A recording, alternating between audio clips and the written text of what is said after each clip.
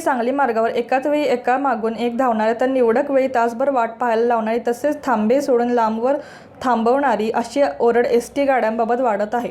कितीही तक्रारी केल्या तरी एसटीचे नियोजन प्रवाशांना गैरसोय ठरत आहे। यामुळे वाट पाहीन पण एसटीनेच जाईन असे म्हणणाऱ्या प्रवाशांना त्रास सहन करावा लागत आहे। एसटी आगाराचे असे विस्कळीत वेळापत्रक प्रत्येक मार्गावर प्रवाशांना अनुभवायला मिळत आहे। प्रत्येक मार्गावर एसटीला प्रवाशांची गर्दी कायम आहे। त्यानुसार गाड्यांचे वेळापत्रक ठरवणे क्रमप्राप्त होत आहे। मात्र इचलकरंजी शहरात ये जा करणाऱ्या गाड्यांचे नियोजन कोलमडल्याचे दिसत आहे। सकाळच्या सत्रात गर्दी नसताना एसटी गाड्या एकामागून एक धावत आहे। इचलकरंजीकडून सांगली मिरज मार्गावर तर मिरज सांगलीवरून गाड्यांची ही स्थिती आहे। तसेच ग्रामीण भागातही परिस्थिती फार वेगळी नाही। याचा फटका विद्यार्थी नोकरदार प्रवाशांना बसत आहे। सकाळी 9:30 नंतर मार्गावर गाड्यांचे नियोजन कोलमडत आहे। वेळेत गाड्या येत नसून आल्या तर निश्चित थांब्यावर थांबत नाहीत। या वेळेत विद्यार्थ्यांची गर्दी असल्याने एसटी तुडुंब भरलेली असते।